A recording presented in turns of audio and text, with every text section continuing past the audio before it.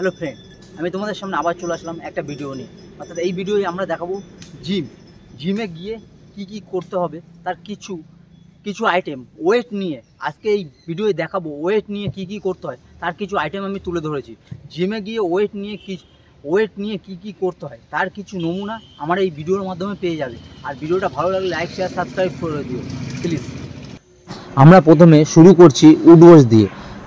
এই উডওয়াশ করার জন্য কি করতে হবে, হালকা একটা উঁচু কিছু নিতে হবে, সেটা গোড়ালির তলায় নিতে হবে, তার বসতে হবে এবং উঠতে হবে।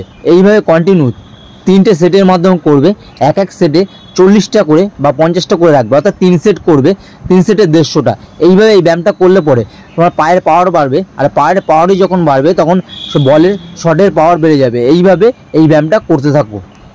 এবার চলে আসবো আমরা 2 নম্বরে। কি করবে, দুটো ডাম্বেল নেবে, তোমার নির্দিষ্ট ওয়েট অনুযায়ী তুমি যতটুকু নিতে পারবে ততটুকু ওয়েট নেবে, আর একটা উঁচু জায়গা নেবে। নিয়ে কি করবে, ওটার পরে এক পায়ে দাঁড়িয়ে পড়বে, এক পায়ে দাঁড়াবে, আবার চেঞ্জ করে আর এক পায়ে দাঁড়াবে। এইভাবে ওয়েট নিয়ে এই ব্যায়ামটা করতে থাকবে। এই ব্যায়ামটা করলে পরে দেখবে পায়ের পাওয়ার তোমার বেড়ে গেছে। আর প্রত্যেকটা ব্যায়াম আমি দেখাচ্ছি পায়ের পাওয়ার বাড়ানোর জন্য। এই যখনই পায়ের পাওয়ার বাড়বে তখন শটের পাওয়ার বাড়বে। দেখো আমি কীভাবে কী করছি, 2 হাতে 2টো ডাম্বেল নিয়েছি এবং এক পায়ে ওর উপরে গিয়ে দাঁড়িয়ে পড়ছি। এইভাবে কন্টিনিউ এইভাবে করতে থাকো। এটাও তোমাকে 3টে সেটের মাধ্যমে করতে হবে, অর্থাৎ এক সেটে তুমি ম্যাক্সিমাম 25টা করে রাখো, 25টা কিংবা 30টা এক সেটে রাখো। এইভাবে কন্টিনিউ 3টে সেটের মাধ্যমে করো। এগুলো করলে দেখবে পায়ের পাওয়ার তোমার অটোমেটিক বেড়ে গেছে। এবারে আমরা আসি 3 নম্বর ওয়েট ট্রেনিংয়ে, অর্থাৎ পায়ের পাওয়ারের ট্রেনিং। এবার কি করছি দেখো, একটা ওয়েট নিচ্ছি, সেটা দিয়ে কি করছি, এক পায়ে ওই উঁচু জায়গাটার উপর দাঁড়াচ্ছি আর ওটা মাথার উপরে তুলে ধরছি সোজা হাত করে। এইভাবে কন্টিনিউ এটা করো। এটা করলে তোমার পায়ের পাওয়ার বাড়বে এবং হাতের পাওয়ার বাড়বে। এইভাবে তুমি করো, দেখবে এই ওয়েট ট্রেনিংগুলো করলে পরে তোমার পায়ের পাওয়ার বেড়ে যাবে। যখনই তোমার পায়ের পাওয়ার বেড়ে যাবে তখন তোমার শটের পাওয়ার বেড়ে যাবে। আমি কিভাবে করছি তোমরা দেখো এবং করো।